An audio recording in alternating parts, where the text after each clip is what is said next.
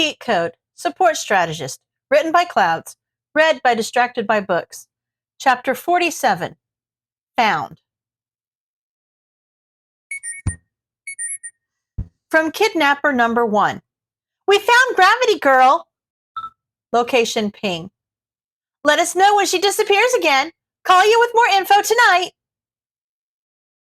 Hitoshi stared at his phone in a mix of shock and relief. He really shouldn't be surprised that his kidnappers had managed to find his kidnapped friend, but it was still impressive that they'd found her in a matter of hours.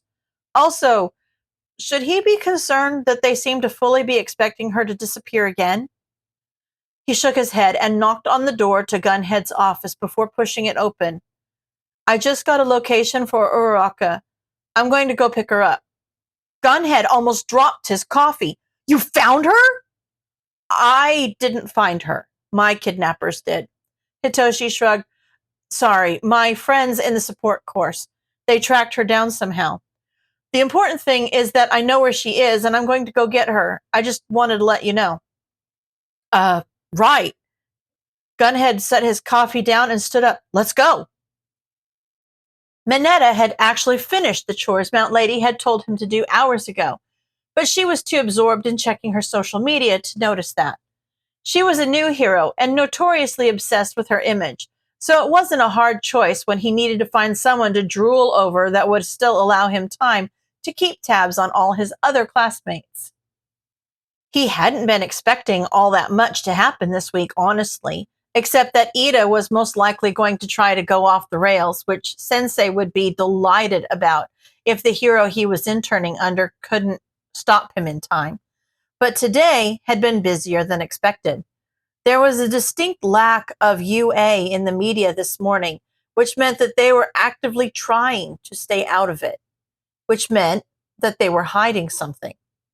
He hadn't been able to dig up what exactly it was yet, but he'd sent out a few feelers to the rest of his classmates, just asking them how they were doing. None of the girls had responded, which was irritating, but understandable considering his cover. And Shinso was the only guy to leave him on read, which meant that he was either involved in whatever they were trying to cover up, or he was just too close to the girls. Either one. If the news didn't break, he'd look into it more tomorrow. His main interest at the moment was Island. The notification that they had gone into lockdown this morning didn't seem like major news for Japan, but Sensei had asked him to keep an eye on the support course, and it was odd enough that 2 of the first years had been asked to intern there. Add an island-wide lockdown to that, and it was exactly the type of thing Sensei would want to know about. Maybe if they were lucky, those 2 had actually caused the lockdown, and there might be some chance for recruitment. Maybe they could even help the League find this cheat code know-it-all who kept breathing down their necks. Grape juice, Mount Lady called. Can you be a babe and get me another soda from the fridge? I'll love you forever. Anything for you, gorgeous. Mineta read one final notification before putting away his phone and made a note to pass it along in his report. At Island, official. Sorry for any panic this morning's lockdown might have caused. Our experts have determined that a quirk accident was at fault for this morning's apparent security breach. This situation has been resolved and our security system has been updated to prevent a repeat of this morning's false alarm. No sensitive information was compromised. Shoto walked a few steps behind Edgeshot, not really sure what he was supposed to be doing at the moment. With Endeavor, he was supposed to be learning from the best and projecting as much "don't talk to me" energy as he could. But did other heroes try to seem more likable to the media? Was he supposed to be looking for villains, or would that count as getting in the way? I can hear you thinking from here, Edgeshot said. Oh, sorry, Shoto said quickly. I'll stop. Edgeshot stopped and looked at him strangely. Stop? Why would I ask you to stop thinking? Intelligence is an essential part of being a hero. I just wanted to know what was on your mind. Sorry. Shoto apologized again.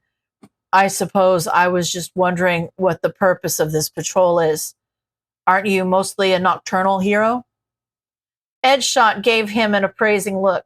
Yes, I am. But why do you think I would patrol during the day? To catch criminals in the act, Shoto said, and to be visible to the media. Edshot paused thoughtfully for a moment. The media? Yes, partially. The criminals? Not so much. Most of my takedowns, like you said, are at night, so I'm content to leave everyday purse snatchers to lesser heroes. But the main reason I routinely patrol during the day is for the people. Yes, Shoto nodded, to protect them. Edshot looked ahead. That's part of it, but it's actually not what I was referring to. Shoto, do you know why people become villains? Shoto got the idea that this was like one of Aizawa's logical ruses, but didn't know what the trick was. Because they put their own desires over what's good? Sometimes, Edshot nodded, or they simply don't trust that the law is good. A lot of people struggle in this world, and if a hero is out and about during the day, they know that someone is there to save them if ever they need it. We can't save everyone, unfortunately, but even just being visible can keep some from falling into despair and taking matters into their own hands. So a hero's job isn't just to protect the defenseless from villains? Shoto frowned. Interesting. Edshot didn't seem like he was expecting anything else from the conversation, so Shoto followed along in silence for a few more minutes. He paid attention to how people looked at them. If he was with Endeavor, he'd be getting both awed and terrified looks. And maybe a few angry, which didn't seem like it would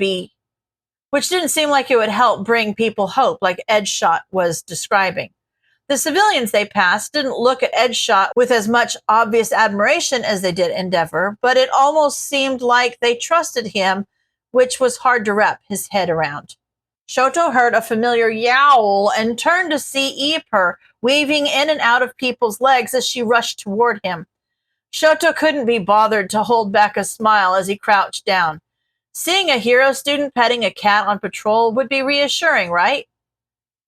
It would piss off his father at the very least. Oh, wonderful, it's the devil cat. Edshot muttered. Careful, she may look cute, but don't get too close. Edshot trailed off as Ipur butted up against Shoto's hand and made him scratch her between the ears. She always went for his left side first, which Shoto thought was hilarious. His father spent so much effort in planning to get a child with the perfect dual quirk, and he used it to attract cats. It was beautifully ironic. Devil cat? Yeah, that describes her pretty well. Shoto said fondly, the corner of his mouth twitching slightly as she purred and headbutted him again. Ipur can be pretty mean when she doesn't get her way. When Edshot didn't respond, Shoto looked up to see him staring at them in shock. Did she really let you name her? Shoto shrugged and stood up. Is that weird? Edshot shook his head in disbelief. You realize that every hero that patrols near here has tried to pet that cat, right? She scratched at every single one. Anytime anyone tries to give her a name, even some of the shop owners that feed her, she hisses and refuses to respond to it. That's why we call her the devil cat. She's way more likely to attack you than let you pet her. He started walking and Shoto followed behind. Ipur ran alongside them, hopping up onto a nearby fence. Maybe she wasn't in the mood to be pet. From what I've seen, she has ways of getting whatever she wants. No, Ipur. Not okay. Ipur had launched herself off the fence and onto Shoto's shoulder and almost immediately settled in and started grooming him. He reached to grab her and make her go to the ground, but she simply swatted at him with a hiss and kept working. Shoto pouted and felt his face heat up as he turned to Edshot and gave a small bow, careful not to knock Ipur loose. My apologies, sir. but I'm afraid that she never lets me stop her when she gets like this. So unfortunately, this predicament might last a while. I understand that patrolling with a stray cat on my shoulder is highly unprofessional. So if you would like me to return to the agency until the situation is resolved, he trailed off and straightened up as he realized that Edgeshot was laughing at him.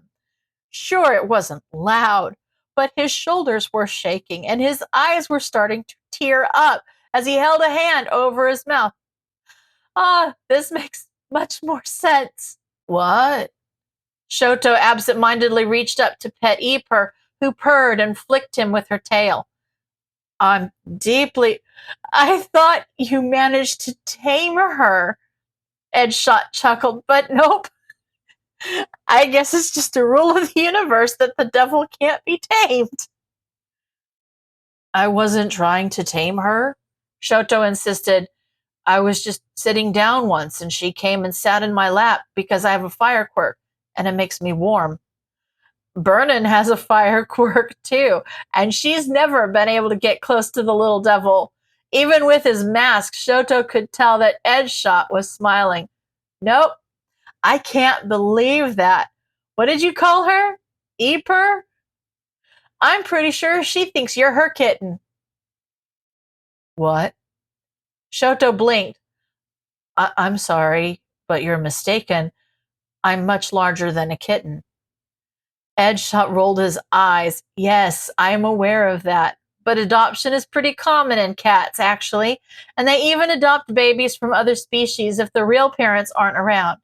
To her, she may not have given birth to you, but she's acting like she just woke up one day and decided to be your mother. So I'm sorry to break it to you, Shoto, but you're adopted. Shoto huffed softly. Well, Eper just needs to give me a good scratch and I'll have scars from both my moms. Edgeshot frowned. What was that? Sorry, you were muttering and I didn't quite catch it. Oh, nothing. Shoto shook his head. Wait a minute. Are those people taking pictures? Edgeshot chuckled again. Are you kidding? Kid, this is why we go on patrol. You're going to be trending by the time school lets out. Oh. Shoto took a deep breath, and Eper's presence on his shoulder was oddly steadying, considering that this was all her fault. Okay, that's a good thing, right? Yes. Edgeshot shook his head in amusement. Yes, Shoto, that's a very good thing. Hitoshi looked down at his phone again, then up at the park. Well, according to Izuku and Mei, she should be somewhere around here, hopefully. They did warn me that she might disappear again, though, so I guess I could text and ask if they know anything? Gunhead nodded. Yes, that would probably be best. Hitoshi was halfway through a text when a yell from the playground caught his attention. No! Get away from there! You don't know what kinds of diseases that thing has! A little girl was trying to tug herself free as her mother pulled her away. It's not a thing, it's a person! What if they need to go to the hospital? She caught sight of Hitoshi and Gunhead and immediately started waving them over with her whole arm. Are you guys heroes? We need your help. They shared a glance before Gunhead put on a happier voice and bounced over. Of course, we can't stay long. We're looking for someone, you see. But I'm sure we can get someone to help out with whatever the issue is. It's not an issue. The mother groaned. It's just a drunk who decided that the playground was a good place to sleep after a mid-morning bender. I looked up from my phone and there she was, a raggedy thing puking in the trash can before crawling in the tunnel and passing out. Disgusting. I mean, she wasn't even wearing any shoes. I don't want my daughter being around those kinds of influences. I'm sure you understand. She was puking? Shinso blinked. Where did you say she went? Over there in the play tunnel. The little girl slipped out of her mom's grip and grabbed Hitoshi's hand. Here, I'll take you to her. Aya! Get back here right this instant! Aya didn't listen as she dragged Hitoshi to the playground and tugged him to the ground outside the tunnel. Look! There! Can you help her? I am so sorry. Aya's mother grabbed her by the shoulder as Hitoshi knelt down to look inside the tunnel. You need to apologize to the heroes. You can't just go grabbing them. They have important things to do. But Mom! Aya started to protest, but stopped when she saw Hitoshi's face. Mr. Hero? What is it? What's wrong? Nothing. Hitoshi tried to smile reassuringly, but he had a feeling it fell flat. I just need to yell at my friends to make sure they give me all the information next time they send me to find someone. Gunhead? Over here, I found her. The sunset was beautiful and Kurogiri wished he could pay it the attention it deserved. But young Tomura was enjoying the view for a very different reason.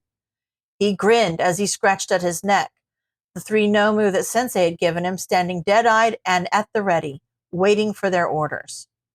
Even if he should be used to it by now, it was still creepy enough to send a shiver down Kurogiri's spine.